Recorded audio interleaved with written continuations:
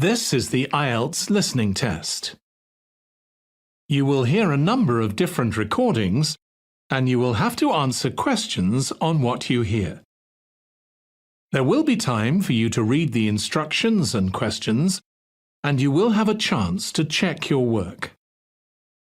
All the recordings will be played once only. The test is in 4 parts.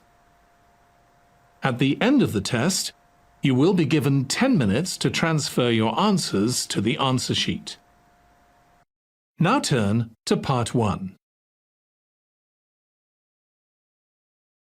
I have with me in the studio today Dr. Stephen Phillips, author of the new book Silver Lining, which is an investigation into UFOs. First, you have some time to look at questions 1 to 4.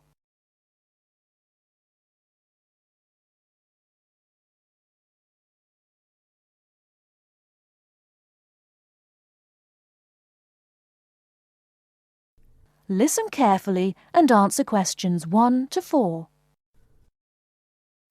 Good afternoon. I have with me in the studio today Dr. Stephen Phillips, author of the new book Silver Lining, which is an investigation into UFOs. Now, Dr. Phillips, can you tell us a little about your book? Yes, certainly.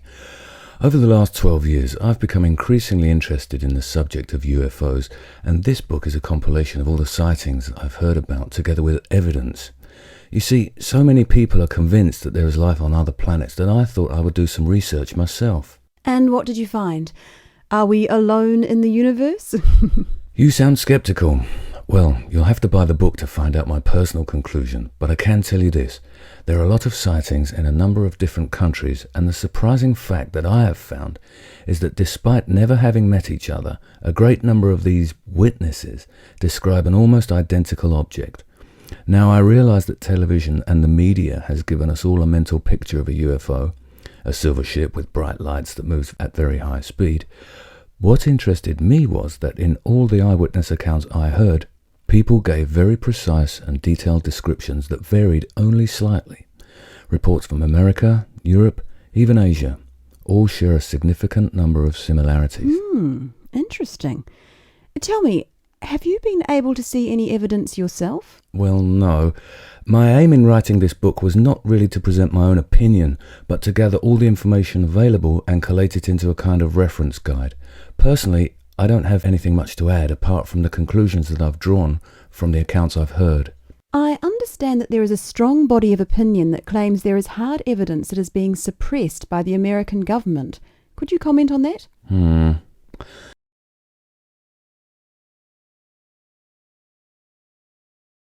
Before you hear the rest of the conversation, you have some time to look at questions 5 to 10.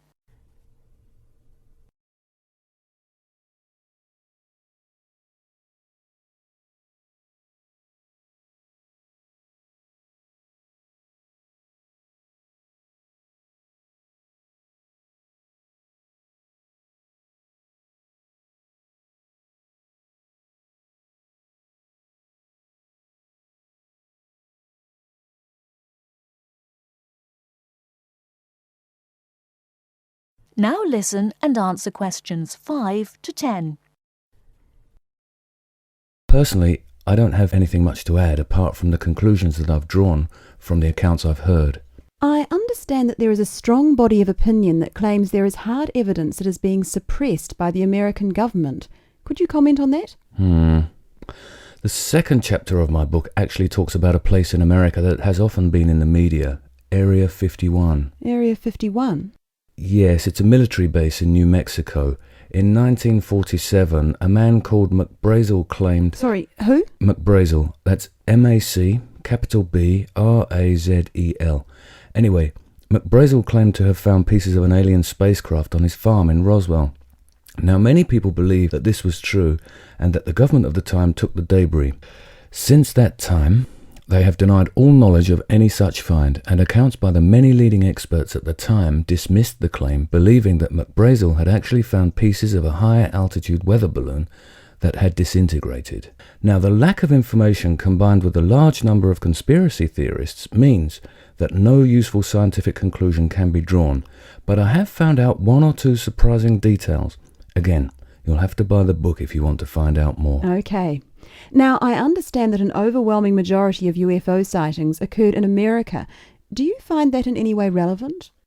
Well, as I mentioned before, there are a large number of conspiracy theorists, and the popularity of science fiction programs in America could lead you to suspect that these sightings may be nothing more than an overactive imagination. However, I have found that there are a number of other factors that determine UFO sightings. In Northern Europe, the number of reports is very low, whereas in Southern Europe, where there is more open space, less light pollution, and generally clearer skies, the number of sightings increases. Now, when you consider the vast open areas of America, particularly around New Mexico, there is an argument that UFOs are simply easier to see in certain geographical and climatic situations. Well, I've never thought of that. If I could ask you one final question, Dr. Phillips, what about alien abduction? Well, I don't really cover that in my book. You see, I was looking to present facts from which people could draw their own conclusions. With these reported abductions, I've found them to be very unreliable. Well, thank you very much for your time. Before we finish, I'd just like to add that Silver Lining is available at all leading bookstores, priced at £19.99. Until next week, goodbye. That is the end of part 1. You now have half a minute to check your answers.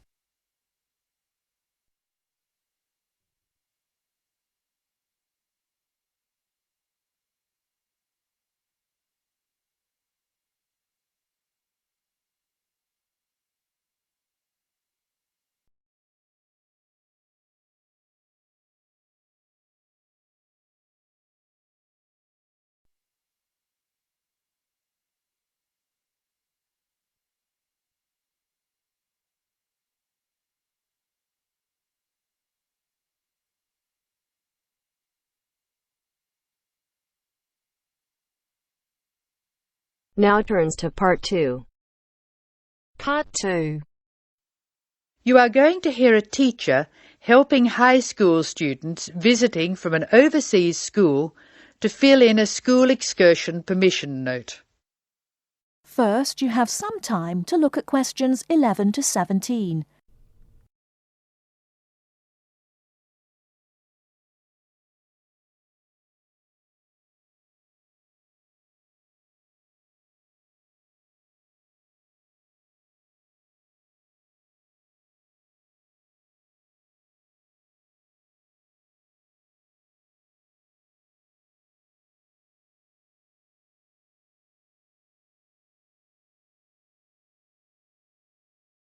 Now, listen carefully and answer questions 11 to 17.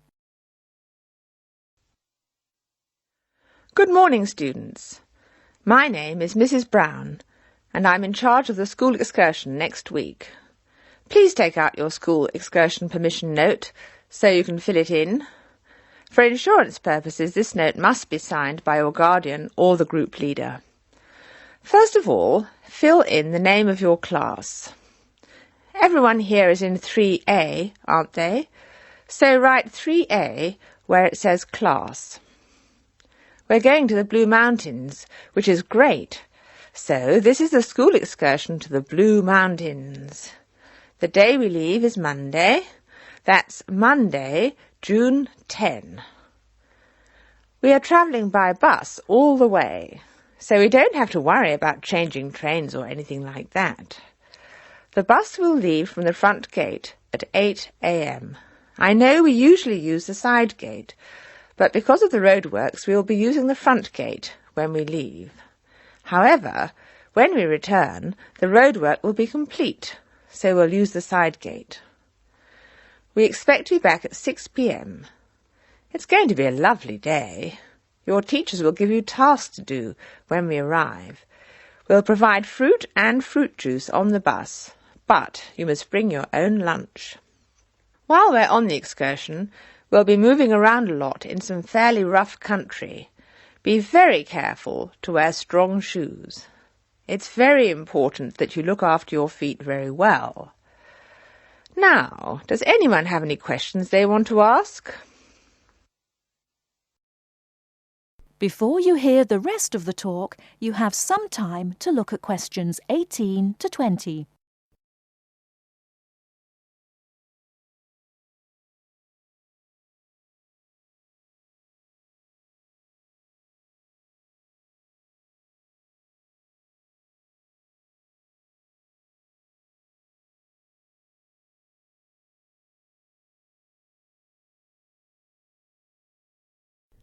Now listen and answer questions 18 to 20.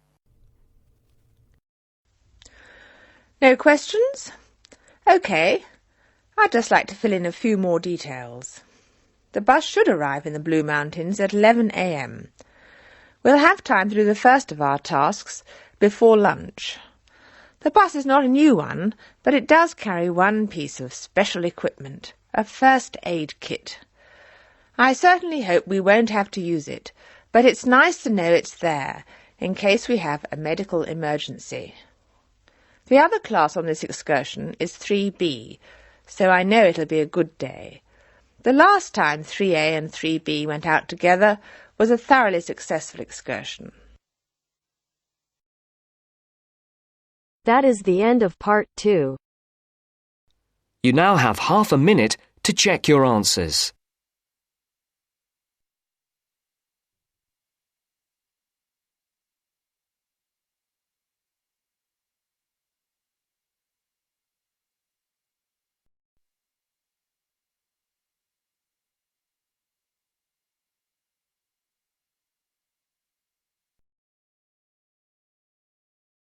Now turns to part 3.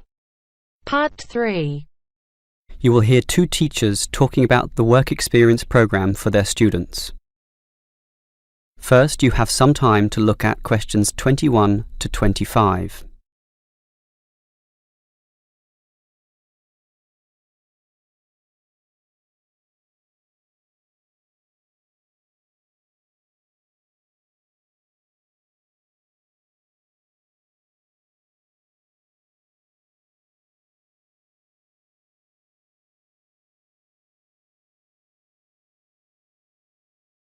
Now listen carefully and answer questions 21 to 25. OK, we've got to arrange this programme. Work experience. I believe quite strongly in this myself. Studies are often just too theoretical and the best learning can be on-site. Sure, in principle, but you've got to find the right companies. For business students, it's so easy with all the commercial enterprises around here, but for our lot of engineering students, it's not so easy at all. Last year's education students were easy too. We just put them all into schools. Well, there are a few companies that will accept our students. Building sites are the main avenue to explore, but the trouble is that not many of these places want inexperienced learners around. Why not? Last year when I did this, I think these companies were worried about accidents. Now it's more a time issue. They just don't want to train people. But these people work for free. But training takes time, and in the economic recession, few companies want their personnel diverted for such purposes. But I did find some companies, enough for us at least, but they all insist on one thing. Minimum work time of 1 month, right? No, that the students are appropriately insured. Remember, these are building sites and there are quite a few hazards there, and we're putting untrained students, not trained students, right amongst them. So these companies want financial coverage in case of accidents. Gee, is that going to be expensive? Yes, I'm afraid so, since we live in quite a litigious society. Consequently, insurance rates are sky high, almost unaffordable. I see. Can our budget meet this? Last year we couldn't pay for the programme. This year we can, since we have fewer students to deal with, but we'll nevertheless have to cut corners in certain areas.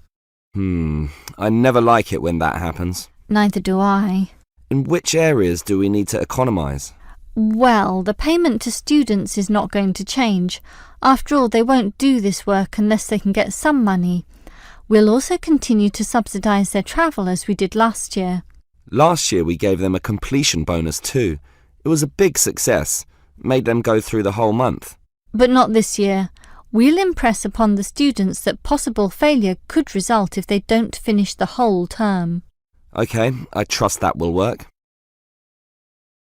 Before you hear the rest of the conversation, you have some time to look at questions 26 to 30.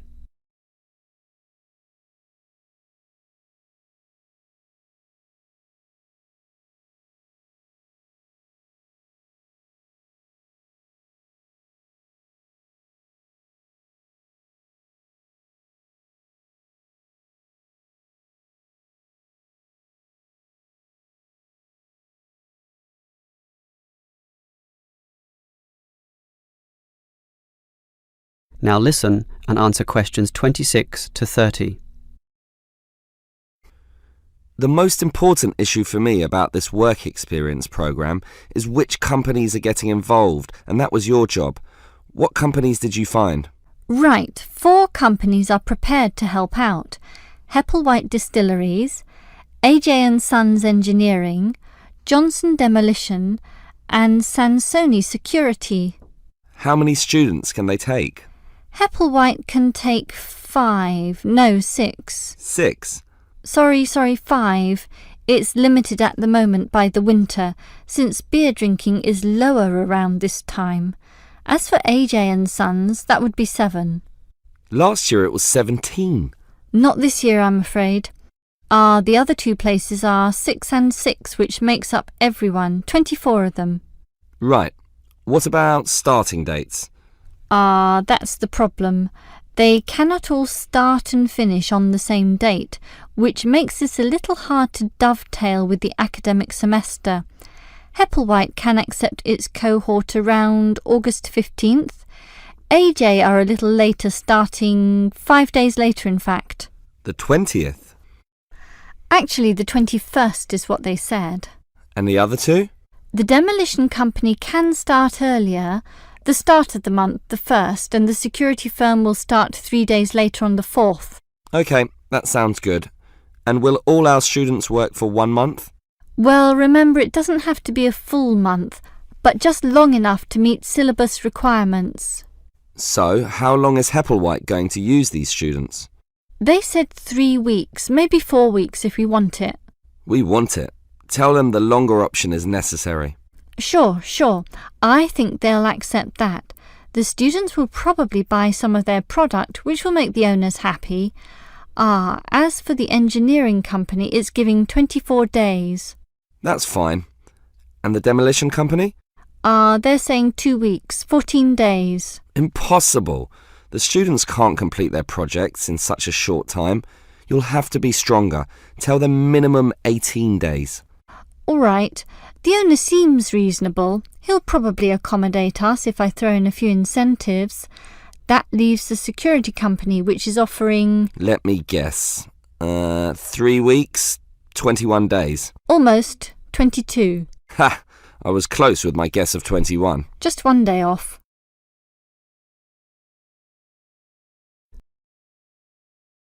That is the end of part 3. You now have half a minute to check your answers.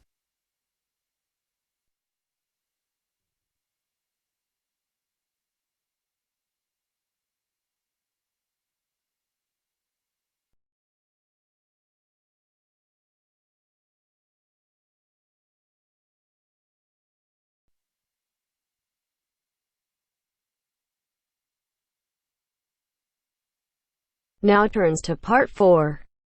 Part 4. I've asked you here just to remind you about this Friday's field trip.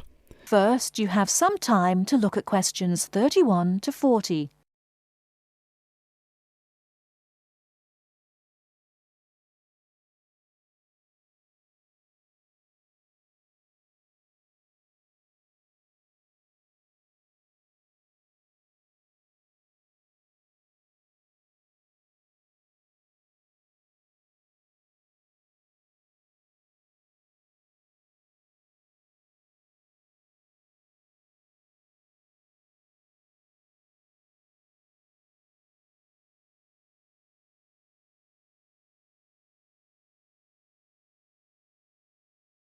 Now listen carefully and answer questions 31 to 40.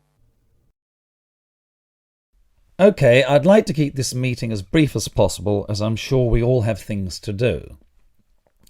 I've asked you here just to remind you about this Friday's field trip. This is the first of many field trips you'll be going on, so there are a few rules I'd like to make clear now.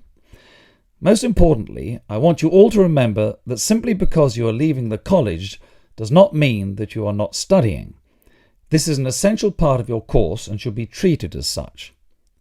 There will be 2 assignments for you to complete whilst you are there, and some extension work you will be expected to do over the weekend, so I suggest you all pay attention on the day. Moving on, remember that we are going to a salt marsh and must dress appropriately. High-heeled shoes and t-shirts are not what I consider appropriate. You need good footwear, preferably boots, and you should bring a waterproof jacket as the weather is unpredictable. It would also be a good idea to bring a change of clothes.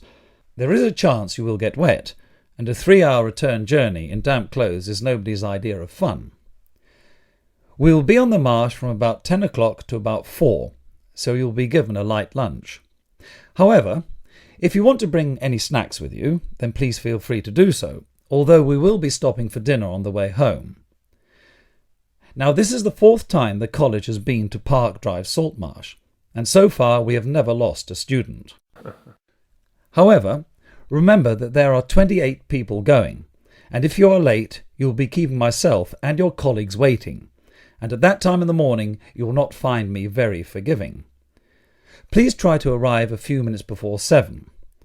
If you are not here on the hour, you risk being left behind.